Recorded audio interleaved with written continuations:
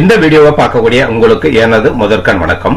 PACL நிறுவன முதலீட்டு விஷயத்துல கடந்த 5/1/2024 அன்று கமிட்டி ஒரு பொது அறிவிப்பை வெளியிட்டிருக்காங்க. இந்த அறிவிப்பானது பாத்தீங்கன்னா லோதா கமிட்டியால அறிவிப்பாக வெளியிடப்பட்டுள்ளது. இது பாத்தீங்கன்னா ஆல் ஓவர் இந்தியா சம்பந்தப்பட்ட விஷயமா இங்க பார்க்கப்படுது.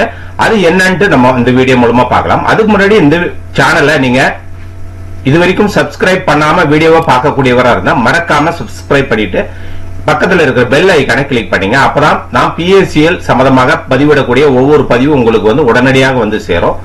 வாங்க வீடியோக்குள்ள போகலாம். இங்க பாத்தீங்கன்னா security exchange board of India அந்த ஒரு இணையதள பகுதியில் தான் ஜனவரி 5, 2024 அன்னைக்கு பப்ளிக் நோட்டீஸ் இந்த matter of Sunland properties private limited English Hindi 2 லாங்குவேஜ்லயும் கொடுத்திருக்காங்க. இந்த சன்லேண்ட் ப்ராப்பர்ட்டிஸ்ன்றது தமிழகத்தை சேர்ந்த ஒரு நிறுவனம், அதாவது PACL நிறுவனத்துக்கு கீழே செயல்பட்ட நிறுவனங்களாக கருதக்கூடிய ஒரு நிறுவனம் அப்படின்ற மாதிரியும் கமிட்டி தெளிவுபடுத்தியிருக்காங்க.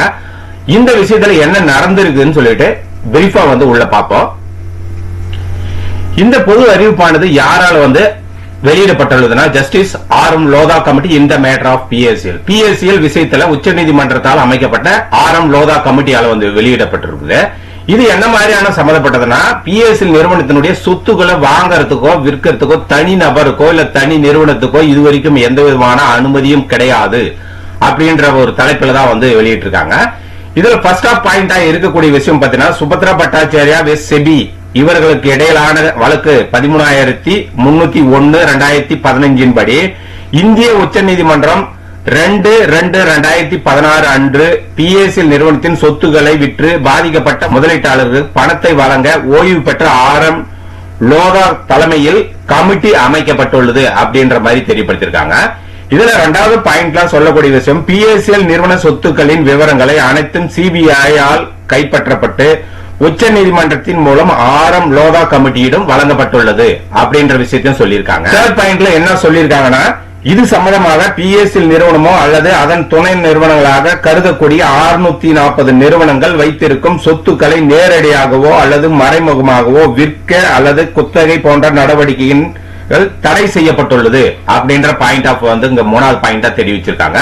அது மட்டும் இல்லாம 4வது பாயிண்ட்ல என்ன சொல்லியிருக்காங்கன்னாக்கா தற்பொழுது கமிட்டியின் பார்வைக்கு வந்துள்ள தகவலின் அடிப்படையில் தமிழ்நாட்டில் உள்ள PACL நிறுவனத்தின் சொத்துக்களை விற்க சன்லேண்ட் ப்ராப்பர்ட்டிஸ் பிரைவேட் லிமிடெட் என்ற நிறுவனத்திற்கு செபி மற்றும் RM லோதா கமிட்டி அனுமதி வழங்கியுள்ளது என்ற ஒரு போலியான விளம்பரத்தின் மூலம் PACL நிறுவனத்தின் சொத்துக்களை விற்கும் முயற்சி நடைபெறுவதாக கமிட்டிக்கு தகவல் கிடைக்கப்பட்டுள்ளது அப்படின்ற மாதிரியும் உங்க 4வது பாயிண்ட் ஆஃப் வியூல சொல்லி 5வது பாயிண்ட்ல என்ன சொல்லியிருக்காங்கன்னா PACL கமிட்டி எந்த ஒரு தனி நபருக்கோ அல்லது தனி நிறுவனத்திற்கோ சொத்துக்களை விற்கும் அதிகாரத்தை வழங்கப்படவில்லை என்பதை இந்த பொது அறிவிப்பு மூலம் தெரியப்படுத்துகிறோம்.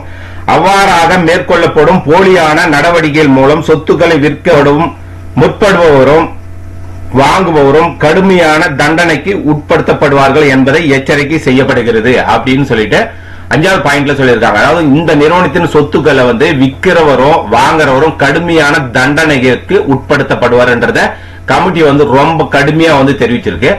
6வது பாயிண்ட் ஆஃப் வியூல சொல்லியிருக்கிறது என்னன்னா மேற்கூறியவற்றை கருத்தில் கொண்டு PACL நிறுவனம் மற்றும் அதன் துணை நிறுவனங்களின் சொத்துக்களை விற்க உச்ச நீதிமன்றத்தால் அமைக்கப்பட்ட RM லோதா கமிட்டிக்கு மட்டுமே அனுமதி உள்ளது.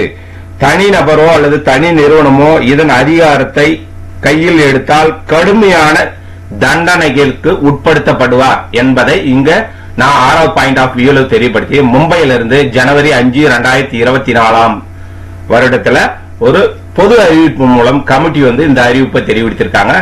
ஓகே நண்பர்களே, இப்போதைக்கு லேட்டஸ்டா வந்திருக்கிற ஒரு பொது அறிவிப்பு மூலம் இதனுடைய சொத்துக்களை விற்கிறதுக்கான தடை இருக்குது அப்படின்றது மாதிரி இங்க கமிட்டி தெளிவுபடுத்திருக்காங்க. கமிட்டி மட்டும் தான் இந்த நிறுவனத்தினுடைய சொத்துக்களை விற்கவோ அல்லது மற்ற நடவடிக்கைகள் ஈடுபடவோ அதிகாரம் உள்ளதுன்றது மிக தெளிவா சொல்லியிருக்காங்க. இப்படி யாராவது உங்க பகுதியில் தனி நபர்கள் இதனுடைய சொத்துக்களை விற்கிறதுக்கு செபியும் கமிட்டி எங்களுக்கு பர்மிஷன் கொடுத்திருக்காங்கன்னு சொல்லிட்டு முன் வந்தாக்கா கண்டிப்பா வாங்கறத தடையா கருதி நீங்க அந்த போன்ற செயல்களில் ஈடுபட வேண்டாம். ஏன்னா உங்களுக்கான பெரும் மதிப்பிலான பணத்தை இழக்க நேரிடும். அதை கவனத்தில் வச்சுக்கோங்க. மற்றபடி இப்போதைக்கு நம்ம கிட்ட இருக்கிற ஒரு அப்டேட் என்னன்னாக்கா 23/1/2024 சுப்ரீம் கோர்ட் உத்தரவு பிறப்பிக்கக்கூடிய ஒரு அடிப்படையில தான் இனி வரும் காலங்கள்ல இந்த PACL விஷயத்துல என்ன நடக்க போகுது அப்படின்றத நம்ம பொறுத்திருந்து பார்க்கணும். மற்றபடி இந்த சேனலை இதுவரைக்கும் நீங்க சப்ஸ்கிரைப் பண்ணாம வீடியோவை பார்க்கக்கூடியவரை தான் மறக்காம சப்ஸ்கிரைப் பண்ணிட்டு எனக்கு சப்போர்ட் பண்ணுங்க. மீண்டும் ஒரு நல்ல பதிவின் மூலம் உங்களை எல்லாம் சந்திக்கிறேன். நன்றி, வணக்கம்.